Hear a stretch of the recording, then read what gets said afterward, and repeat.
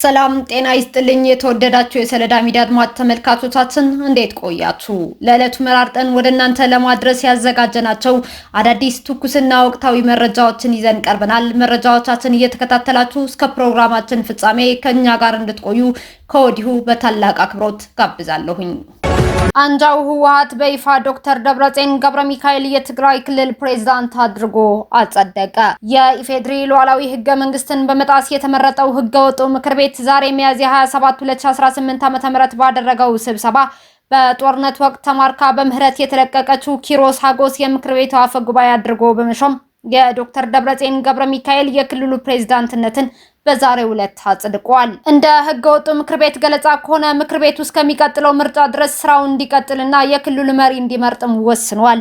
ህገወጡ ምክር ቤት የፕሪቶሪያን የሰላም ውል ከጥር ወር 2018 ዓ.ም ጀምሮ ሙሉ በሙሉ ፈርሷል በማለት ምክር ቤቱ እንዲመለስም በሙሉ ድምጽ አጽድቋል።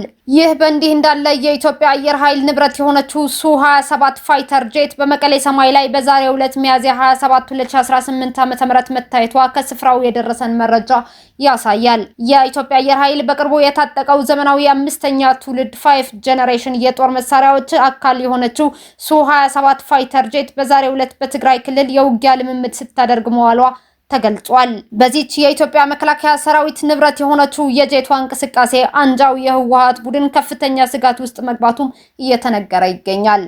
ኢትዮጵያ በሱዳን መንግስት የተሰነዘረባትን ክስ ውድቅ አደረገች። ኢትዮጵያ በሱዳን መንግስት የተሰነዘረባትን መሰረተ ቢስ ክስ ውድቅ አድርጋለች። የኢትዮጵያ የውጭ ጉዳይ ሚኒስቴር ባወጣው መግለጫ እንዳስታወቀው የሱዳን መከላከያ ኃይልና የሱዳን የውጭ ጉዳይ ሚኒስቴር በጋራ በሰጡት መግለጫ ኢትዮጵያ ላይ ያቀረቡት ክስ መሰረተ ቢስ ሲል አጣጥሏል። የኢትዮጵያና የሱዳን ህዝቦች ያላቸው ታሪካዊ ግንኙነት ከግምት ውስጥ በማስገባት ሱዳን የእርስ በርስ ጦርነት ወቅት አንዳንድ ታጣቂዎች የኢትዮጵያን ሉዓላዊነትና የግዛት አንድነት በመጣስ የሚያደርጉትን ትንኮሳ ለህዝብ ይፋ ከማድረግ መቆጠቡን አንስቷል።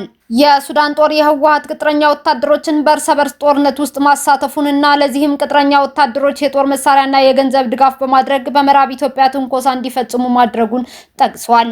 በሱዳን የእርስ በርስ ጦርነት የህወሓት ቅጥረኛ ወታደሮች በግልጽ ሲንቀሳቀሱ መታየታቸው ሱዳን ለተለያዩ ጸረ ኢትዮጵያ ኃይሎች መናኸሪያ ሆና እያገለገለች መሆኗን የሚያሳይ ታማኝ መረጃ ነው ብለዋል የኢፌድሪ የውጭ ጉዳይ ሚኒስቴር። መሰል ድርጊቶችና ቀደም ሲል በሱዳን ጦርና ባለስልጣናት የተሰነዘሩ ውንጀላዎች እኩይ አጀንዳዎችን ለማራመድ የሚፈልጉ የውጭ ኃይሎችን ዓላማ ለማሳካት ያለመ መሆኑም አመላክቷል። ኢትዮጵያ በዚህ አስቸጋሪ ወቅት ከሱዳን ህዝቦች ጋር አጋርነቷና ያላትን ወዳጅነት አጠናክራ ትቀጥላለች ያለው የሚኒስቴሩ መግለጫ ኢትዮጵያ የሱዳን የእርስ በርስ ጦርነት በውይይት ይፈታል ብላ እንደምታምንም አስገንዝበዋል። በተጨማሪም ኢትዮጵያ በሱዳን የሲቪል መንግስት እንዲመሰረት አስቸኳይ የሰብአዊ እርዳታና ዘላቂ የተኩስ አቁም ስምምነት እንዲደረግ እንዲሁም ነፃ ሁሉን አቀፍና ግልጽ ሲቪል መር ውይይት ማድረግ አስፈላጊ ነው ብላ እንደምታምንም ሚኒስቴሩ አብራርቷል። በደቡብ አፍሪካ የተቀሰቀሰውን ተቃውሞ ተከትሎ 130 ናይጄሪያውያን ወደ ሀገራቸው ለመመለስ ጥያቄ አቀረቡ። በደቡብ አፍሪካ ውስጥ ህገወጥ ስደተኞችን በመቃወም እየተካሄደ ያለውን ሰልፍ ተከትሎ ቢያንስ 130 የናይጄሪያ ዜጎች ወደ ሀገራቸው እንዲመለሱ መጠየቃቸው የናይጄሪያ የውጭ ጉዳይ ሚኒስትር ቢያንካ ኦዱሜጉ ኦጁኩ ገልጸዋል። እነዚህ ግለሰቦች የናይጄሪያ መንግስት በቅርቡ ባመቻቸው አዲስ የመመለሻ መርሃ ግብርን ለመጠቀም የመጀመሪያዎቹ አመልካቾች መሆናቸውም ታውቋል። ባለፈው ሳምንት በፕሪቶሪያና በጆሃንስበርግ የተካሄዱት ተቃውሞዎች ህገወጥ ስደተኞች በስራ ዕድል፣ በጸጥታና በመሰረታዊ አገልግሎት ላይ ጫና እያሳደሩ ነው በሚል መንግስት ጠንከር ያለ እርምጃ እንዲወስድ የሚጠይቁም ነበሩ። የስደተኞች መብት ተሟጋች ድርጅቶች በበኩላቸው የውጭ ሀገር ዜጎች ለደቡብ አፍሪካ ኢኮኖሚያዊ ችግሮች እንደ ሰበብ እያቀረቡ መሆኑን ይገልጻሉ። የናይጄሪያ የውጭ ጉዳይ ሚኒስቴር ቃል አቀባይ ኪሚቢ ኦሞዊቲቢ ኡባንፋ በደቡብ አፍሪካ በዜጎቻቸው ላይ እየደረሰ ያለውን ጥቃት አውግዘዋል። በተለይም በጸጥታ ኃይሎች ተደብድበው ህይወታቸው ያለፈው 2 ናይጄሪያውያን ጉዳይ በተመለከተ መንግስታቸው አስፈላጊውን የሕክምናና የህግ ሰነዶች እንዲሰጡት እንዲሁም ጥፋተኞች ለፍርድ እንዲቀርቡም ጠይቀዋል። የናይጄሪያ መንግስት በደቡብ አፍሪካ ያለውን ሁኔታ በቅርበት እየተከታተለ ሲሆን በአቡጃ የሚገኙትን የደቡብ አፍሪካ ከፍተኛ ኮሚሽነር ጠርቶ ማብራሪያም ጠይቋል። በደቡብ አፍሪካ የሚገኙ የናይጄሪያ ዲፕሎማሲያዊ ሚስዮኖችም ከሀገር ውስጥ ባለስልጣናት ጋር በመተባበር በዜጎቻቸው ላይ ሊደርስ የሚችለውን አደጋ ለመቀነስ እየሰሩ መሆኑም ተገልጿል። ትራምፕ ኢራን የአሜሪካ መርከቦችን ካጠቃች ከምድረ ገጽ ትጠፋለች ሲሉ ዛቱ። ኢራን እንደዛተችው በአሜሪካ መርከቦች ላይ ጥቃት ከፈጸመች ከምድረ ገጽ ትጠፋለች ሲሉ ፕሬዝዳንት ዶናልድ ትራምፕ አስጠነቀቁ። ትራምፕ ከፎክስ ኒውስ ቴሌቪዥን ጋር ባደረጉት ቃለ ምልልስ አሜሪካ ፕሮጀክት ፍሪደም በሚል በሆርሙዝ ሰርጥ የሚተላለፉ መርከቦችን ለመጠበቅ በምትወስደው እርምጃ ወቅት በመርከቦቿ ላይ ጥቃት ከተፈጸመ ኢራን ከምድረ ገጽ ትጠፋለች ሲሉ ዝተዋል። ፕሬዝዳንቱ ጨምረውም በድርድሩ ሂደት ኢራን የበለጠ ልፍስፍስ እየሆነች እንደሆነና የሀገራቸው ሰራዊትም ከኢራን የተሻለ ወታደራዊ አቅም እንዳለው ተናግረዋል።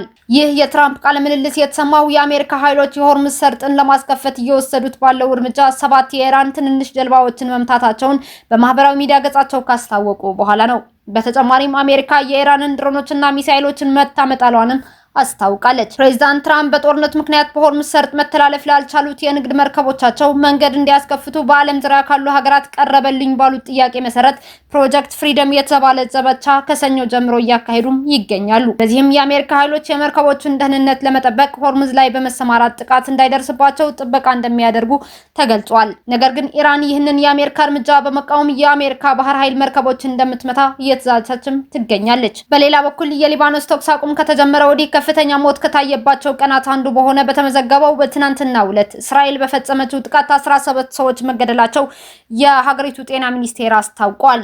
ካለፈው ሳምንት ማክሰኞ አንስቶ በተፈጸሙ ጥቃቶች የተገደሉ ሰዎች ብዛት 110 መድረሱ የሊባኖሱ ጤና ሚኒስቴር ገልጿል። ሚኒስቴሩ ቁጥር ንጹሃንና ተዋጊዎች ለይቶ አላስቀመጠም። ይሁን እንጂ ከተገደሉት ሰዎች መካከል 2 ህጻናት ሲሆኑ 14 ህጻናትም ተጎድተዋል ተብሏል። ጥቃት የምትፈጽመው በሺዓ እስላማዊ ቡድን ሂዝቦላህ ላይ መሆኑን የምትናገረው እስራኤል በበኩሏ በደቡባዊ ሊባኖስ 2 ከተሞች የሚገኙ ነዋሪዎች ለቀው እንዲወጡ ትዕዛዝም አስተላልፋለች። የእስራኤል ጦር ሂዝቦላህ በሚፈጽመው የተኩስ አቁም ስምምነት ጥሰት ምክንያት በቡድኑ ላይ በኃይል ለመንቀሳቀስ መገደዱን ገልጿል። የእስራኤል ጦር ይህንን ትዕዛዝ ከማስተላለፉ አስቀድሞ በኢራን የሚደገፈው ሂዝቦላህ በደቡባዊ ሊባኖስ የሚገኙ የእስራኤል ወታደሮች ላይ ጥቃት ፈጽሟል የሚል ክስ አሰምቶ ነበር። ሂዝቦላህ ስለ ክሱ አስተያየት አልሰጠም።